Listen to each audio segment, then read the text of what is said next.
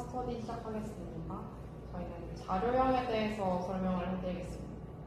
먼저 자료형은 기본 자료형과 파생 자료형, 사용자 정의 자료형으로 나눌 수 있는데, 기본 자료형에는 정수형 자료형이 있습니다. 그래서 문자, 정수, 부을 자료형 세 가지로 나눕니다. 그리고 파생 자료형은 실수 자료형, 보이드, 배열, 포인터, 참조, 함수로 나눠져 있는 게 아니라 기본 자료형은 정수형 자료형과 실수, 보이드 자료형으로 나눠져 있는데, 정수 자료형에 문자, 정수 자료형, 부을 자료형이 있고 실수 자료형과 보이드 자료형이 따로 존재합니다.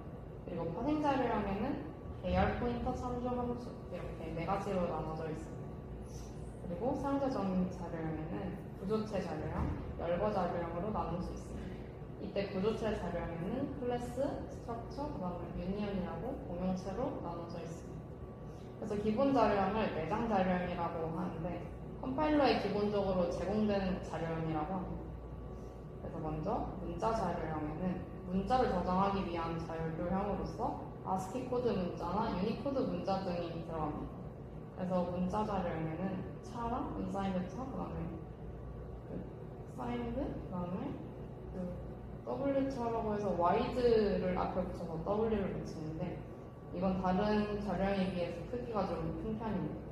그리고 16과 32로 나눌 수 있습니다. 얘는 ASCII 코드 문자를 나타내고, 그 다음에 wide가 붙으면 멀티 와이드 문자를 저장하기 위한 자료형으로 해서 컴파일러에 따라서 크기가 달라집니다.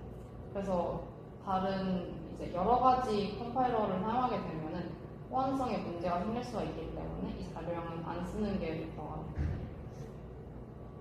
그리고 문자 자료형은 문자 이외의 작은 정수를 저장을 할 수가 있는데, 여차 자료형이 unsigned 차랑 signed 차 자료형과 동일하게 구현을 하는 경우도 있고, 아니면 컴파일러에 따라서 구현이 다른 경우도 있습니다. 그래서 차를 0에서 127로 가정하는 것이 가장 안전하고, unsigned 차는 0에서 250이고 signed 차는 마이너스 128에서 127까지 저장을 합니다. 그래서 예를 들어 꼴문에 A로 시작을 한다고 치면 i가 플러스 될 때마다 문자로 바뀔 수도 있어요. 그리고 두 번째로 부을 자료형이라고 하는데, 이건 불리한 타입이라고 부릅니다. true랑 false 두 가지의 값만 가질 수가 있고, true는 1로, false는 0으로 나타날 수 있습니다. 그 다음에 void 자료형은 어떠한 값도 가지지 않는 자료형을 얘기를 합니다. 그래서 void 자료형의 변수를 정의할 수가 없습니다.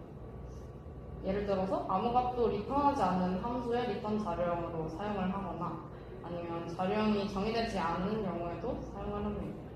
그래서 임의의 자료형인 데이터를 가리키는 제네릭 포인터를 선언하는 경우에 void 포인터를 사용합니다. 두 번째는 실수 자료형인데, 이것은 실수 값을 저장하기 위한 자료형입니다. 그래서 플로트, 더블, 롱 더블로 나눌 수 있습니다. 실수 자료형은 표준에서 정의되어 있지는 않고, 그냥 플롯 값이 더블 값보다 작고, 또 더블 값이 롱 더블보다 작거나 같은 경우만 만족을 시키면 됩니다. 보편적으로는 플롯 값이 4바이트, 더블이 8바이트, 롱 더블이 8이나 10바이트로 정의되어 있습니다. 그래서 정수 자료형은 정수 값을 저장하기 위한 자료형으로 int를 사용을 합니다.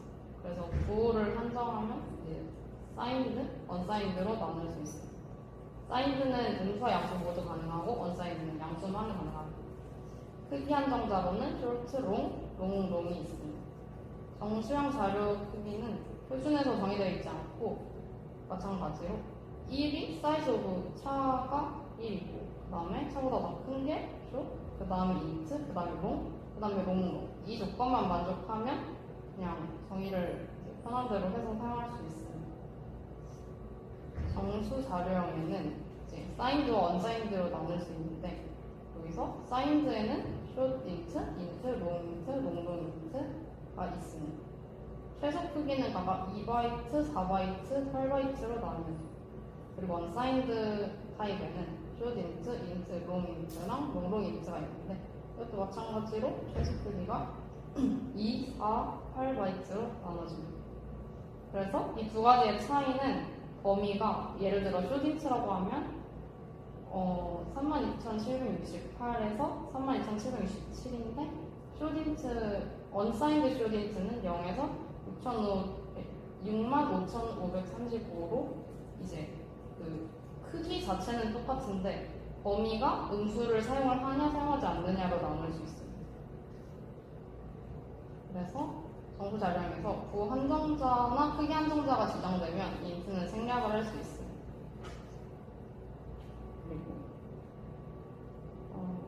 이제 사이즈 오프 연산자가 있는데 사이즈 오프는 이제 안에 타입을 지정을 해주면 그 주어진 자료형의 데이터가 차지하는 메모리에 바이트 수를 리턴을 합니다. 그래서 예를 들어 사이즈 오브 차라고 하면 1을 반환을 하고 사이즈 오브 인트라고 하면 4를 반환하는 형식이죠. 그리고 헤더 파일은 자료형의 범위를 정의한 헤더 파일이 있는데 뭐 리미트나 C 플롯이나 limit.h, float.h 등이 있습니다. 오버플로우는 이 자료형이 가질 수 있는 최대값보다 초과하거나 최소값보다 아래로 초과하는 현상을 말합니다. 그래서 예를 들어서 0에서 4까지로 정의가 되어 있는데 마이너스 1이 된다거나 그러면 4로 바뀌게 되는 그런 현상이 발생합니다. 이와 다르게 언더플로우는 실수 데이터에 대한 연산의 결과값이 너무 작아서 정확하게 표현할 수 없는 현상을 말하는데 예를 들어서 뭐 0.00001이 그 정확하게 표현할 수 없다고 가정을 한다면 1 더하기 0.00001이 그냥 1로 결과가 나오는 현상이 발생할 수 있습니다. 이거는 이게 결과값이 작다는 게 음수가 아니라 절대값으로 생각을 했을 때 작다고 생각을 하면 편할 것 같습니다. 그래서 이런 언더플로우가 발생을 하게 되면 실수 연산할 때 오차가 발생할 수가 있습니다. 그래서 실수는 연산을 할 때 오차를 고려해야 합니다. 네, 여기까지 하겠습니다.